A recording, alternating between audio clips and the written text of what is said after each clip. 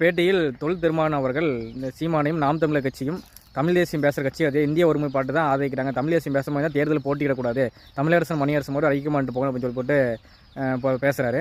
இதனால் ஏன் தமிழரசன் பற்றி தமிழ் தேசிய பைக்கு மணியத்தை பற்றி பேசாமல் இருந்தீங்க? இப்போ ஏன் பேசுகிறீங்கன்னா, பெரியாருங்கிற ஒரு போலி பிம்பத்தை உச்சி மண்டையில் போட்டு ஒரே ஒடியாக உடைச்சாச்சு. அதை நம்பி அரசியல் பண்ணிட்டு இருக்கிற திமுகவும் அதை அடித்த உங்களுடைய கூடாரம் காலியாக போகிற நீங்களும் வந்து அவள் நம்பி அவள் வச்சு பொல போட்டிட்டு இருக்கிறீங்க, காலத்தை ஓட்டிட்டு இருக்கிறீங்க. அதனால் அதை அடிச்சுங்காட்டி இப்போ தான் உங்கள் வாயில் தமிழ் தேசியம் வருது, தமிழரசன் பேர் வருது, மணியரசன். அதுக்கு முன்னாடியில் ஏன் பேசலை? தமிழ் தேசியை பற்றி பேசுறதுக்கு உங்களுக்கு என்ன கிடக்குது? ஸ்டாலினுக்கு இன்பநிதிக்கு, அதுக்கப்புறம் உதயநிதிக்கு அதுக்கப்புறம் இன்பநிதிக்கு சொம்படிக்கணும் அடிச்சிட்டே இருங்க. அது உங்களோட விருப்பம், கூடுதலோட விருப்பம். தமிழ் தேசியத்தை பற்றி பேச உங்களுக்கு வந்து என்ன அருகதை இருக்குது சொல்லுங்கள்?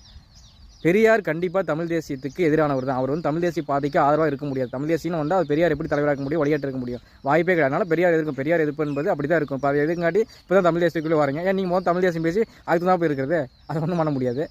அதனால் தமிழ் தேசியம் என்றால் பெரியார் எதிரி தான். நீங்கள் தயவு செஞ்சு அங்கே இப்படி பேசுனா அங்கே ஒரு சீட்டு 2 சீட்டுக்கு பேசிட்டு அங்கேயே இருங்க. தமிழ் தேசியத்தை எதிர்த்து பேசினா கண்டிப்பாக நாங்கள் பேச தான் செய்வோம். சமீபத்தில் அண்ணாமலை அவர்கள் ஒரு காணொலியில் வந்து சீமானுடைய பசங்க வந்து தமிழ் வழியாக படிக்கிறாங்க, ஆங்கிலத்திலாம் படிக்கிறாங்க அப்படின்னு போட்டு சொல்லிக்கிறாங்க.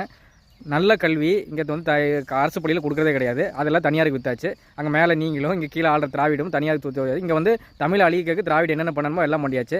நல்ல கல்வி எங்கே கிடைக்குதோ அங்கே தமிழ் கிடையாது.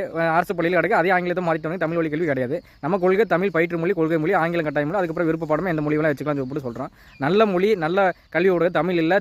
அரசு பள்ளியில் அனைவருக்கும் சமமான கல்வி, தமிழ் வழி கல்வி கொடுக்குன்னு சொல்லி போட்டு இங்கே வந்து கொள்கையில் நாங்கள் சொல்லி அது எதுவுமே கிடைக்கல. மாத்திரக்கு தான் போராடிட்டு கிடக்கிறோம். எல்லாத்தையும் அழிச்சு வச்சோம். 3 தலைமுறையில் தமிழ் கற்றுக் கொடுக்காம எல்லாம் அழிச்சு வச்சிட்டிங்க அப்படிங்க. அது மாத்திரக்கு தான் நாங்கள் போராடிட்டுக்கிறோம் வரோம். அதுக்காக தான் போராட்டம். இப்போ தமிழ் படிக்க வைக்கலாம் எப்படி? அது மாத்திரக்கு அது இது பண்ணுறதுக்கு தான் நாங்கள் முழுவதும் போராடுறோம். அதனுடைய கொள்கை தான் வந்து நாங்கள் ஆட்சி பிடிச்சப்போ இதே மாதிரி இருந்தால் கேளுங்க.